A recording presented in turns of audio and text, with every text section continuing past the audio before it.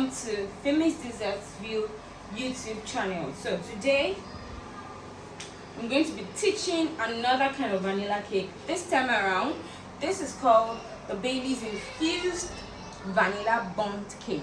It can actually just be a vanilla cake because you can actually use any kind of pan to make it, but for the purpose of this class I'm going to be using my silicone bond pan to make it, just for aesthetics and to just make it look nicer and pleasing to the eyesight. Otherwise it's just actually a Bailey's infused vanilla cake. And then this is an oil-based cake. Takes a shorter time to mix, definitely, because it's an oil cake, so you don't need to beat until light and fluffy.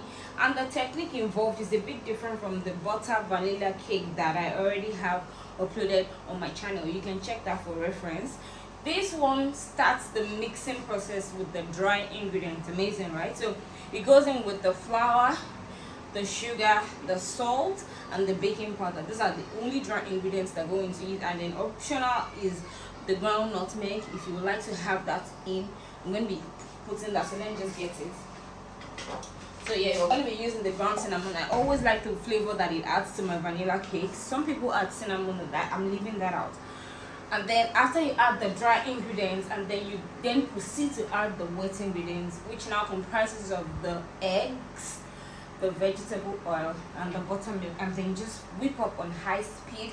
Add up your vanilla flavor, and then you mix till smooth, just about a few seconds, say like 40 seconds, and then you just stir in your Bailey's mix. All right, this Irish Bailey's mix, not the creamer, not the delight, just this particular specific one.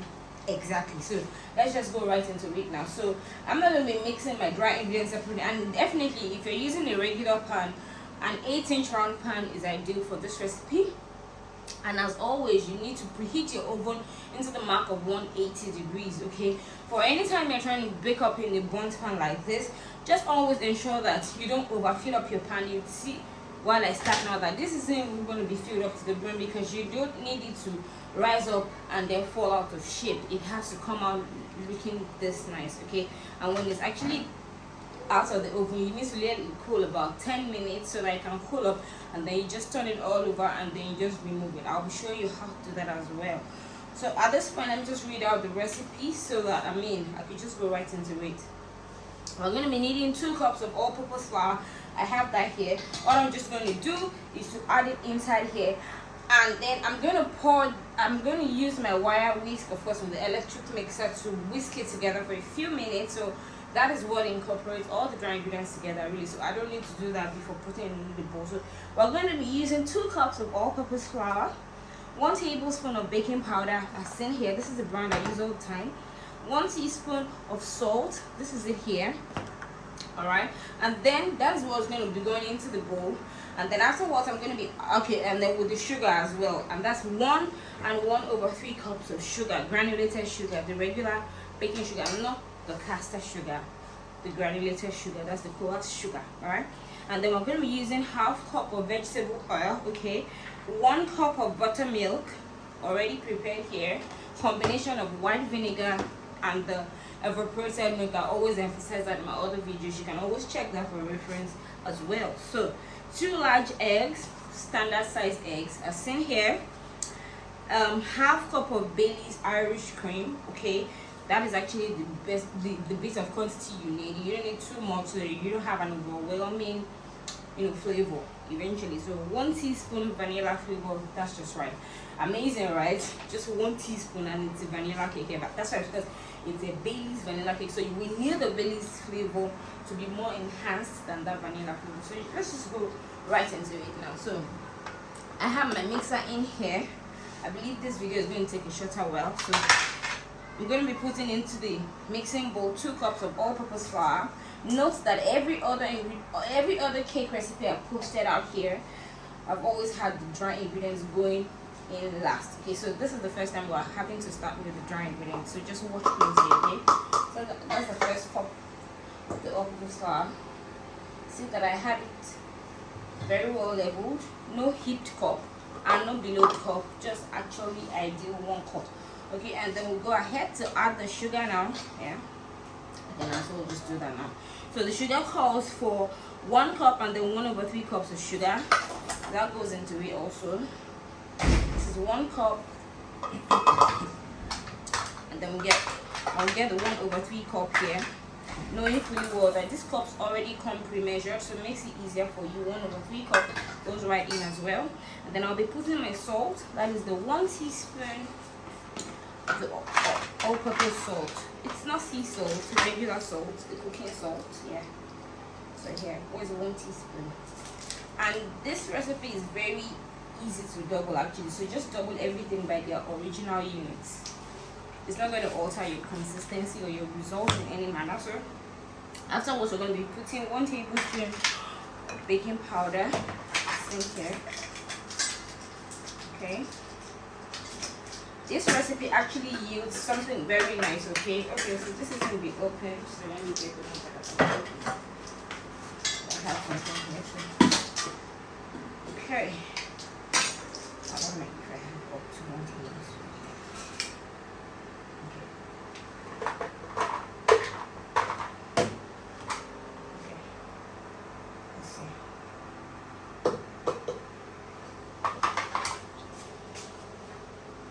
Sorry, so I still end up opening the new one here. Forgot that was almost exhausted, so I'll just go ahead to add that. Okay, so I'll just use this directly so it goes in. I'm going to be sieving this in just to make sure that I don't have any air lumps or anything, because I already pre-sieved the flour. That's why I didn't go ahead to do it the second time. Always make sure to cover up your baking powder immediately after use, because exposure to air actually kills the potency.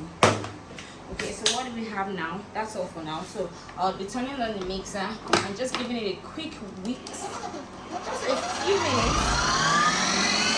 This process is just to actually blend in the sugar as well as the flour, to lighten it up and aerate it and make the cake even a lot more fluffier. Because you know how the typical fat, more like you getting all of this cake, not as fluffy as it would be comes in the butter-based cake. But this is going to be different because of this particular process. So can you see what it looks like now already? Like, it looks really lighter than before I coupled it together. So at this point, I'll just now throw in every other ingredient going in. Now the eggs will be going in.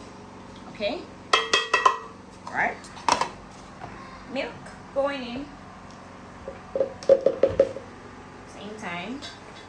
So this technique is pretty much beginners and easy, so you really don't need any special technique. Very easy to understand and practice. Yeah. Alright, I forgot to add my ground cinnamon. That is 1 teaspoon of ground cinnamon going in right now. We're still very much in order. 1 teaspoon for 1 butter to enhance the flavor goes in. Let me sieving it in just to make sure that I don't have any extra lumps that I wouldn't want inside of it. As in here, so I'm going to be trashing that. Okay. After which I'll be adding the 1 teaspoon of the vanilla flavor going in as well. So 1 teaspoon. That's just it. So I'll just give this a quick mix for about 1 minute thereabouts. And when it's 80% done,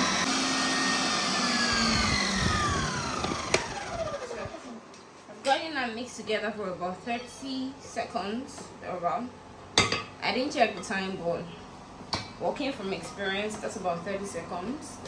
So what we have now is just to get it, any clump of flour that is still trapped around the sides or at the bottom. That's why I use my silicone spatula to walk you through, you know, just so I don't try to over mix it. Not like anything is going to happen, but I mean, the shorter time you use in mixing your cakes, the better they turn out. So at this point, I just want to give it about 2 seconds to just get finally incorporated. Alright,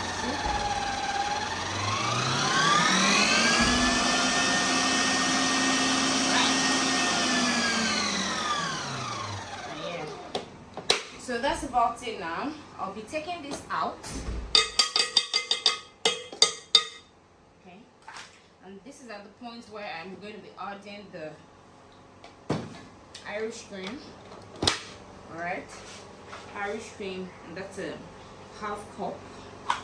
Bailey's Irish cream. This is half cup, so it goes all in. See, half cup goes in at the same time. So, and that's about it. I'll give it a quick fold in a couple of times just to make sure that everything is well incorporated, of course.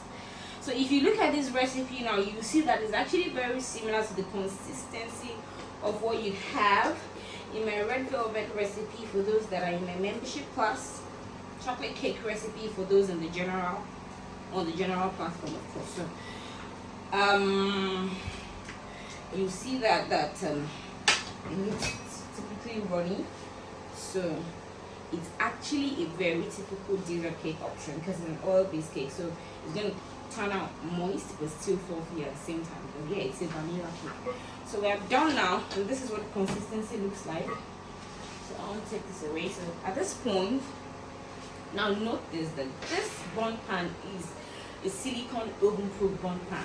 So if I decided not to oil the sides or the bottom or the sides or anything or flour it, it would even still come out nice because it's silicone, and you know how heat reaction happens with silicone, and of course it would come out. But just because this is the first time I'm using this and I don't want to take any chances, I just decided to oil it very, very lightly because you know the heat of the silicone and too much butter could actually affect this outward look of your cake. So I just decided to put it just a little bit just to take no chances. See that? So I just oiled it lightly and then I floured it lightly just to make sure that I don't have any cake accidents. And if it was a regular pan, I would have actually floured it more than I did here, so you can see the difference. So please, if you're using your regular pans, make sure you oil it and butter it, flour it properly, just to avoid any cakes sticking to the sides or anything. I think I still have some crumbs hiding, so to make sure as well. So this is what it is. So it just goes right into the pan like this, just like this. And if you look at it very closely now, you can see that it's not filled up to the brim. This bun pan is about 8 inches too, so if I was using a round baking pan, the regular baking pan, it would be almost about this level, but or slightly higher, because you know how this has a narrower bottom side, so of course pops it up a bit more. So that's what it is basically. So for those that haven't used the silicone pans before, trust me, it's actually easy peasy. They're very oven safe and they're food grade safe, and it's not like they're going to melt off or anything. They're going to turn out nice. Just make sure that when you're handling them, where you're oven mitting the silicone ones preferably, so that you don't have any heat accidents or anything. So at this point, I'm just going to hit it gently on my tabletop to get rid of any air pockets that might be hiding in there. Note that this cake is going to bake up a bit faster than it would bake up if it was a regular pan, and that's because of the middle point that already has the burnt design. So it helps the heat in the oven to circulate into the baking dish, the burnt pan, faster than it would if it was just a regular round pan. So if you were to bake this in a regular pan for about 40 minutes, you'd need to reduce your baking time for about 10 minutes if it's a burnt pan.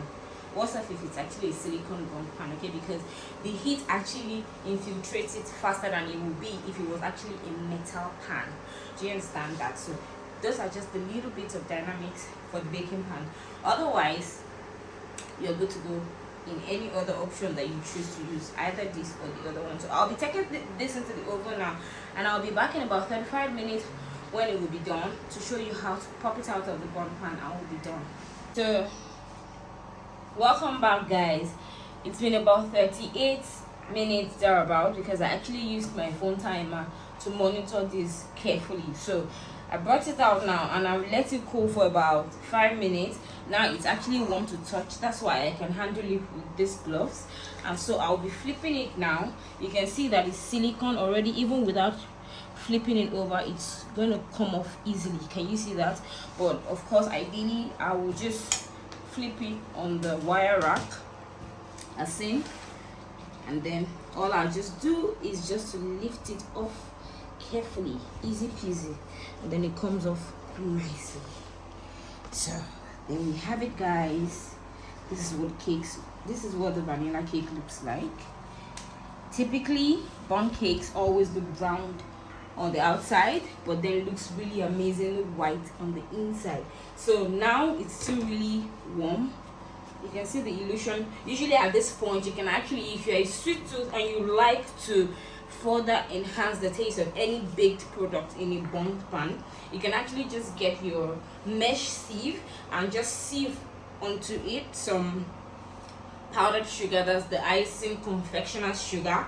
So it gives it like another beautiful touch, even if you're not going to frost it. And then you can then go ahead to garnish with some fresh fruits and berries and the likes of it. But for this one, we're keeping it plain and simple, and I'm just going to be transferring it into this plate. It's too small anyway, so I'll just cut through, okay, very briefly, so that you can see what the inside looks like. And that'll be all for the class. I hope you guys follow through. So this is what cake looks like. Look at it. I'm going to be cutting this into two parts again, just so that you can see the very inside. So see, can you see those pockets? Shows how fluffy and well textured it is. See, springs right back. So that's it again. So see, very fluffy and has a very nice aroma. So that will be all for today. Okay, so as always, I hope you enjoyed the class. I hope you're going to be trying this out. I hope you're going to be trying it out either through with this pan or with the regular round pans. When you do, kindly let me know in the comment box. Drop your updates, your reviews, your feedbacks and the likes of it, and let me know if you found this really helpful. As always, I remain your favorite baker girl. I wore my apron to just show you guys. Okay, so always subscribe to my YouTube channel. Give me a shout out all the time. Tell your friends about this amazing channel if you find it amazing, as the case may be. And always stay close. Subscribe always, so that you'll be the first to always find new videos that I drop often. Okay, so till next time, guys, I remain your favorite baker girl, Femi's Dessert Feel.